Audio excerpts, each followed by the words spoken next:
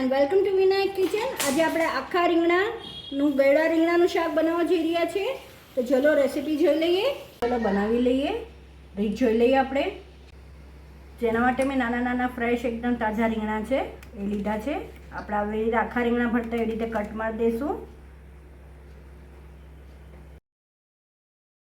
આપણા રીંગણા કટ થઈ ગયા છે। ભરવા માટે આપણે મસાલો બનાવી લઈએ, જે આપણે ઉપરથી ભભરાવશું એ।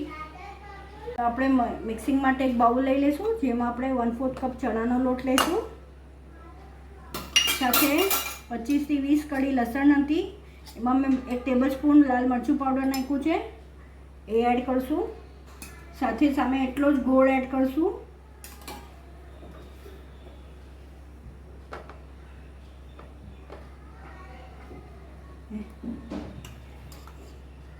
સાથે કોથમરી એડ કરશું, 2 ટેબલસ્પૂન જેવી છે, ચોપ કરીને લીધી છે। આગળ પછી કોથમરી આ શાકમાં બહુ સરસ લાગે છે। સાથે આપણે મસાલો કરી લઈએ, જેમાં આપણે ધાણા જીરું લેશું। આપણે 1 ટેબલસ્પૂન ધાણા જીરું લઈ લીધું છે। સાથે હળદર લેશું, સાથે સોલ્ટ ટુ ટેસ્ટ,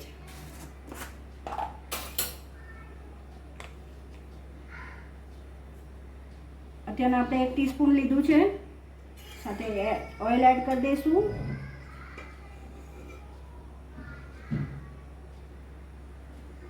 આપણે હવે હિંગ એડ કરશું, હિંગ એડ કરી દઈશું, મિક્સ કરી લઈએ। હવે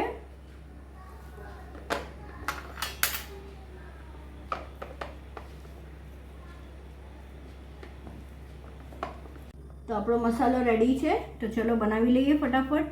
આ સમયે જો તમારે આમાં પ્લસ માઇનસ કંઈ કરવું હોય તો તમે કરી શકો છો। તો ચલો, મારો તો પ્રોપર છે તો હું બનાવી લઉં હવે શાક। આપણે કુકર લઈ લઈશું। તો આપણે હવે કુકર લઈ લીધું છે, હીટ ઉપર મૂકી દીધું સ્લો ટુ મીડિયમ। હવે આપણે એમાં રીંગણા એડ કરી દઈશું।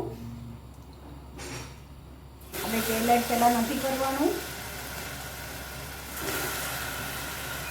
આ શાક ગરમ તો ટેસ્ટી લાગે જ છે, પણ ઠંડુ બી એટલું ટેસ્ટી લાગે છે। એક આ બેસ્ટ ઓપ્શન છે આપણે શીતળા સાતમ માટે બનાવવા। સાથે આપણે જે મસાલો બનાવ્યો છે એ એડ કરી દઈશું, મિક્સ કરી દઈશું એને।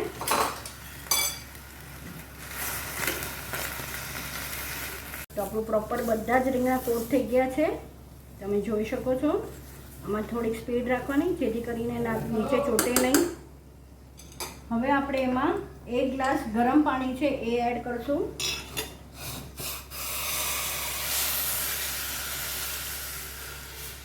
સાથે હવે આપણે ઉપરથી તેલ એડ કરશું, કાચું તેલ લેવાનું છે।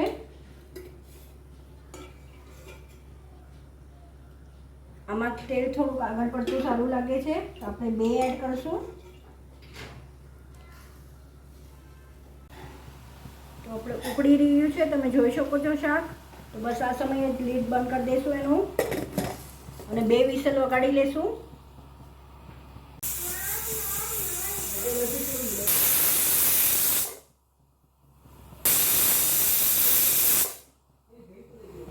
તો આપણે જોઈ લઈએ, 2 વિસલ થઈ ગઈ છે।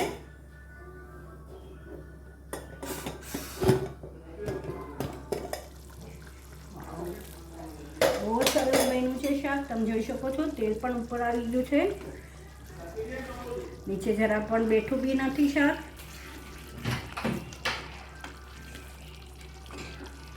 આ ખીચડી સાથે પણ બહુ સરસ લાગે છે, ખીચડી સાથે, રોટલા સાથે।